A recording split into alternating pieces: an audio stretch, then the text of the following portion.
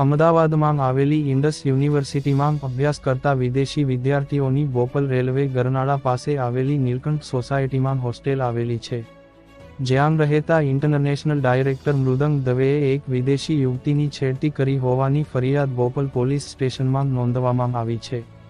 યુવતીએ ફરિયાદમાં આક્ષેપ કર્યો છે કે યુનિવર્સિટીના ઇન્ટરનેશનલ ડાયરેક્ટર દ્વારા છેલ્લા ઘણા સમયથી વિદ્યાર્થીનીઓને પરેશાન કરવામાં આવતી હતી.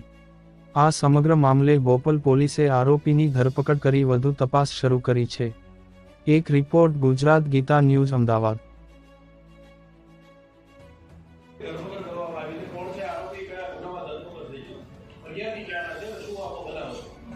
બોપલ પોલીસ સ્ટેશન ખાતે નીલકંઠ સોસાયટી છે ડીપીએસ રોડ પર.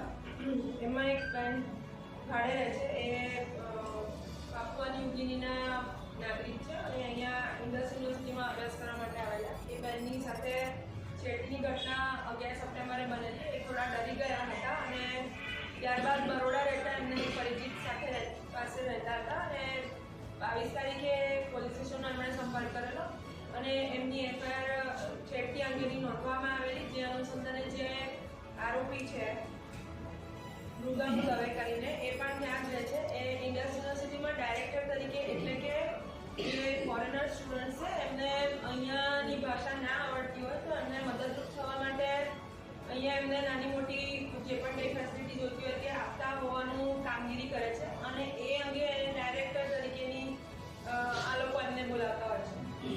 આ જે સ્ટુડન્ટ છે એ પાપુઆ ન્યૂ ગિનીથી અહીંયા અભ્યાસ કરવા આવેલા અને ક્લિનિકલ રિસર્ચમાં અભ્યાસ કરતા હતા અને એ દરમિયાન 11 સપ્ટેમ્બરે એમને જે જગ્યાએ રહે છે નીલકંઠ સોસાયટીમાં પીજી તરીકે, એ જગ્યાએ જ આ વ્યક્તિએ એમની સાથે મિસબિહેવ કરેલું અને ઇલિસિટ લેંગ્વેજમાં વાત કરેલી અને ટચ કરેલું. એના આધારે એમની ઉપર બીએનએસ કલમ 74, 79, 78 અને 351 મુજબ એફઆઈઆર નોંધવામાં આવેલી. બેનની એફઆઈઆર નોંધ્યા બાદ તાત્કાલિક જ જે જાણ થઈ કે આ જગ્યાએ વ્યક્તિ રહે છે અને એને કોર્ટ લે છે, એટલે તરત જ એને પકડી પાડવામાં આવેલો છે ગણતરીના કલાકોમાં અને ત્યારબાદ હાલ પોલીસ એમને નામદાર કોર્ટમાં રજૂ કરવાની તથા આગળ ઉપર જરૂરી કાર્યવાહી કરવાની તજવીજ ચલાવી રહી છે.